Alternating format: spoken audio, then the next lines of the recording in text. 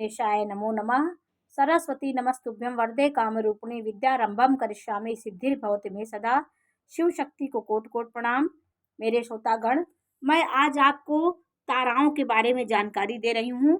कभी कभी आप जब कुंडली मिलान होता है तो ताराओं का जिक्र होता है कि आपकी तारा खराब है। तो तारा क्या होती है? ताराएं 9 प्रकार की होती हैं। जन्म, संपत, विपत, क्षेम, प्रत्यरी, साधक, वध, मित्र, अधिमित्र। 9 ताराएं होती हैं। जो जन्म होती है जन्म संपत, ये जो होता है, आप पे जिस नक्षत्र में आपका जन्म हुआ है उसको आप यहाँ पे लिख लेंगे और सीधे से आप 9 ताराओं को लिख लेंगे। जन्म, संपत, विपत, क्षेम, प्रत्यरी, साधक, वध, मित्र, अधिमित्र। ये 9 ताराओं को आप लिख लेंगे। आपके जन्म से आपके जो भी आपकी नक्षत्र हो उसको आप जन्म तारा में लिख लेंगे। जन्म संपत ऐसे लिख करके अपने नक्षत्र को लिखिए और नक्षत्र के बाद आप जब इसको लिखेंगे तो आपकी ताराओं में आपका जो तारा होती है वो जन्म तारा होगी। आपका जो स्वयं की जो आपकी राशि होगी, जो आपका नक्षत्र होगा वो जन्म तारा होगा। उसके बाद जो दूसरा नक्षत्र होगा वो उसके आपके जन्म नक्षत्र के बाद दूसरा नक्षत्र जो होगा वो आपको संपत्ति दिलाने वाला नक्षत्र होगा। और तीसरा जो होगा नक्षत्र वो आपको विपत देने वाला नक्षत्र होगा। तो कभी कभी ऐसा होता है कि स्त्रियों की कुंडली में या पुरुष की कुंडली में विपत तारा में आपकी पत्नी हो गई तो आपके घर में शादी के बाद विपत आ जाएगी। आपके जीवन में विपत आ जाएगी। और 5वीं तारा हुई तो आपको वो प्रत्यरी तारा हुई, आपको पलट के जवाब देने वाली होगी, आपकी बातों का विरोध करने वाली होगी। और 7वीं तारा वध होती है। तो इन ताराओं में आपका जन्म हुआ है तो आपका अपनी राशि से आपकी तीसरा नक्षत्र, 5वां नक्षत्र और 7वां नक्षत्र ये आपके लिए बेकार होता है, आपको सुख नहीं देने वाला होता। विपत आ जाएगी आपके जीवन में। तो आप अपने नक्षत्र से इसको देख लेंगे कि आपका नक्षत्र कौन सा है। नक्षत्र के बाद आप अपने नक्षत्र को ऐसे 9 ताराओं को लिख करके आप अपने उसमें देख सकते हैं। तो आपकी जन्म तारा हुई, जन्म क्या दूसरा नक्षत्र जन्म जो आज जैसे आपका अश्विनी नक्षत्र में जन्म हुआ है, दूसरा नक्षत्र आपका भरणी हुआ, तीसरा कृत्तिका हुआ। ऐसे आप नक्षत्रों को देख ले तो तीसरा नक्षत्र जो आता है आपके नक्षत्र के बाद जो तीसरा नक्षत्र होगा आपके लिए विपत लेके आएगा। 5वां जो होगा आपके लिए प्रत्यरी, पलट के वार करने वाला। और 6वां साधक होगा, 7वां वध होगा, 8वां मित्र और 9वां अधिमित्र होगा। तो आप अपने इसी तरह अपनी ताराओं को भी देख लेंगे। जन्म, संपत, विपत, क्षेम, प्रत्यरी, साधक, वध, मित्र, अधिमित्र। इस तरह करके 9 ताराओं को आप लिख लीजिए। उसके बाद आपका जो नक्षत्र है उसको जन्म में लिख लीजिए। उसके बाद के जो नक्षत्र आते गए आप ऐसे लिखते जाइए तो आपको पता हो जाएगा कि हमारा कौन सा नक्षत्र हमारे लिए विपत तारा में है।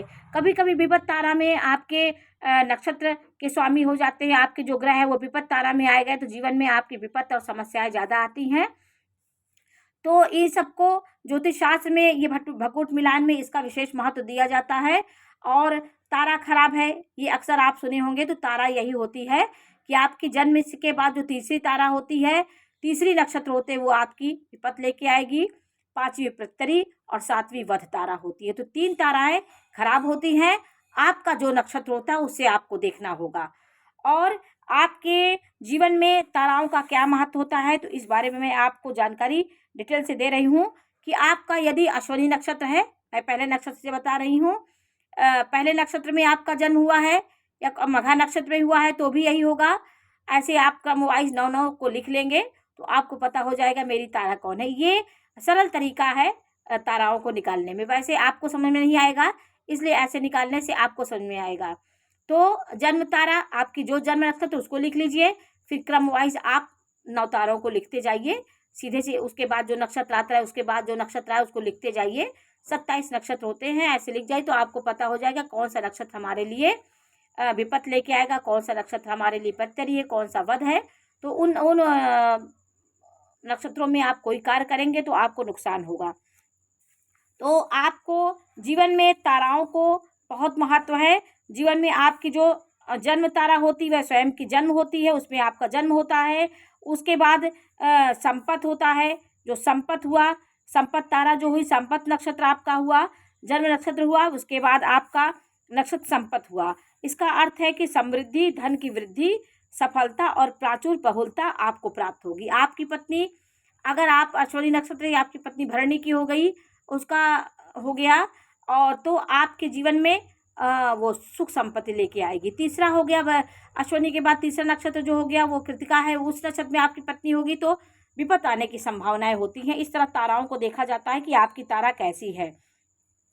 अगर जन्म के बाद दूसरा नक्षत्र आपकी पत्नी का, जिस नक्षत्र में आप हुई हैं, जैसे मघा नक्षत्र में आप हुए हैं, तो आपकी पत्नी पूर्वा फाल्गुनी नक्षत्र में जन्म है तो वो संपत्ति लेके आएगी। इसी तरह आपके नक्षत्र के बाद दूसरा नक्षत्र जो आएगा वो संपत्ति देने वाला होगा, सुख समृद्धि की वृद्धि करने वाला, प्रचुर बहुलता, सफलता और आपको उन्नति कराने वाला, ये आपका संपत्ति होगा। संपत्ति प्रचुर मात्रा में धन देने वाला नक्षत्र होता है। ये नक्षत्र दूसरा नक्षत्र हुआ। और जातक के जीवन में नाना प्रकार के सुख सुविधाओं को देने वाला होता है। और आपकी राशि से, आपके नक्षत्र से तीसरा नक्षत्र जो हुआ वो विपत तारा लेकर आएगा। वो संकट, दुर्भाग्य, अनिष्टकारी वो आपके लिए नक्षत्र होगा। वो नक्षत्र आपको कहीं ना कहीं विपत का सामना करना पड़ेगा। उस नक्षत्र में कोई कार्य करेंगे, उस नक्षत्र में आपकी पत्नी है, कोई भी होगा, तो आपका वो अनिष्ट करने वाला नक्षत्र होता है विपत तारा में जो आएगा। क्षेम जो होता है, क्षेम तारा क्या होती है? चौथी तारा, आपके नक्षत्र से चौथा नक्षत्र जो आएगा वो क्षेम हुआ। क्षेम का मतलब हुआ कुशलता, स्वास्थ्य। जातक के लिए जीवन में ये अच्छी कुशलता का शीर्षक होता है कि क्षमा करने वाला, आपके जीवन को अच्छा करने वाला होता है। और जो पांचवी तारा होती है आपके नक्षत्र से, जो पांचवा नक्षत्र आता है वो प्रत्यरी हुआ। प्रत्यरी का मतलब प्रतिहारी, प्रतिहारी, इसका मतलब हुआ पलट कर वार, प्रहार करने वाला। तो प्रतिहारी का अर्थ हुआ आपको पलट के, आपको आपके जीवन में पलट के वार होगा और आपके बातों का वध होगा, बातों का आपका पलट होगा। तो विपत तारा में प्रत्यरी तारा आपके लिए अच्छी नहीं होगी। जो भी आपका नक्षत्र होगा उसे पांचवा नक्षत्र जो होगा वो प्रत्यरी तारा होगी। और साधक जो हुआ वो छठवां नक्षत्र, तो आपके जन्म नक्षत्र जो छठवां नक्षत्र होगा वो साधक हुआ। साधक का मतलब हुआ, साधक का अर्थ हुआ कि पूरा करने वाला, संपन्न करने वाला, प्रभावशाली और कुशल निपुण। ये भी आपके जो पति पत्नी में जो भी आपका साधक हुआ तो आपको पूर्ण करने वाला और आपको प्रभावशाली बनाने वाला ये नक्षत्र होता है साधक। इसके बाद आता है वध तारा। सातवीं तारा वध होती है। वध तारा आपकी पत्नी की हुई तो आपका वध हो सकता है, विचारों का भी वध हो सकता है, आपके घर में भी किसी का मरण हो सकता है, वध हो सकता है, विचारों का भी वध हो सकता है और आपके शरीर का भी वध हो सकता है।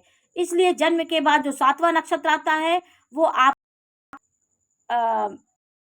वध तारा में आएगा। और आठवां नक्षत्र जो होगा का मित्र कहलाएगा। आपके आठ वो मित्र कहलाता है, दोस्त। मित्र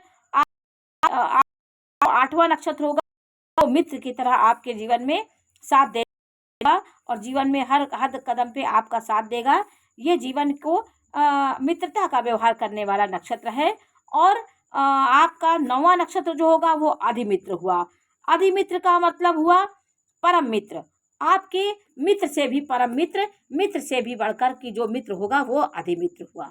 मित्र से भी अच्छा शुभचिंतक आपके लिए वो नौवां नक्षत्र, आपकी राशि से जो नौवां नक्षत्र होगा वो अधिमित्र होगा। ये आपके लिए मित्र से भी बढ़ के लाभ देने वाला नक्षत्र होता है। तो इन नक्षत्रों को भी देखना जरूरी होता है कि आपके मघा नक्षत्र के आप हैं तो आपका मघा नक्षत्र आपका है तो उत्तरा फाल्गुनी नक्षत्र जो होता है आपके लिए विपत लेके आएगा।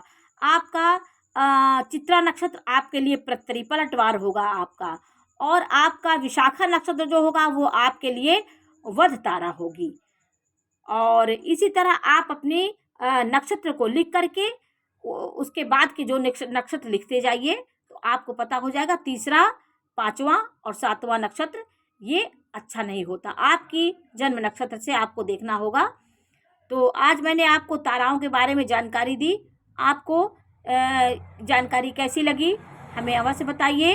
हाँ, अब इसी तरह मैं आपको ताराओं के बारे में, नाड़ी के बारे में, भकूट मिलान सब के बारे में आपको जानकारी दूंगी, जिससे आपको इसकी भी जानकारी हो जाए और आप भी ज्योतिष से, आपको ज्योतिष में आकर्षण बढ़े, ज्योतिष को सीखने की आप में लालसा हो और आप इसको समझ भी सके कि क्यों हमारे जीवन में विपत्ति आ रही है, कैसा है। तो ये सब देख करके आप जान सकते हैं।